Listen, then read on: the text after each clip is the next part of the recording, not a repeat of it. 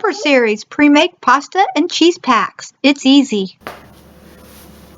Hi, it's Janie Pendleton. We're back here on our little homestead, and I just want to make a quick video for you.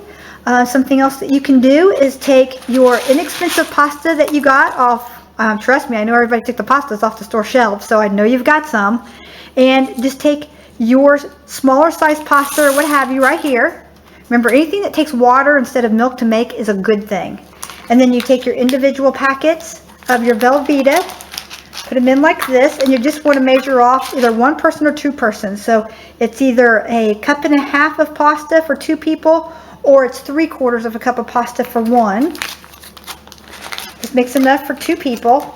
And then you just put on your Velveeta or your Kraft cheese sauce mix, and you just label it, and you make individual mac and cheese packets, okay?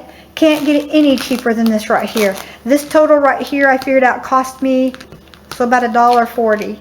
So, and I don't know how much the mac and cheese box of shells and cheese sauce is, but this was $1.40, about $1.40 to make. So, but hey, I bought all those Velveeta cheese packets, and I needed to know what to do with them. So this right here is what you do with them. And we had some other cheese packets. Sometimes I'll use the pasta out of the packs for soups and things, and then I'll have the leftover cheeses like I did here. And this cheese is from 2 weeks ago, so I wondered what I was going to put with it, and I thought, well, I'll make my own macaroni kit, and that's what I ended up doing. And I looked on the box and I saw how much was on a macaroni and cheese kit, made my own.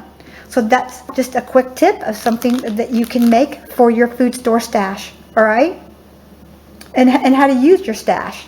This only takes boiling water, all right? You don't have to use your milk up on this. Not even your powdered milk. You don't want to use that unless you have to. This cheese sauce is creamy enough. Just make sure you drain the pasta well. And you can keep your pasta water and use that for soups, okay? We love you. Be sure and subscribe down below. All month, maybe the next couple months, we're going to be doing prepper meals, okay? In between the sewing and in between the other things. So if you have a suggestion or something that you want to see me make, something that you've been doing yourself, then just leave that comment down below, all right? Next video, right there. Subscribe to our channel right there. Blessings.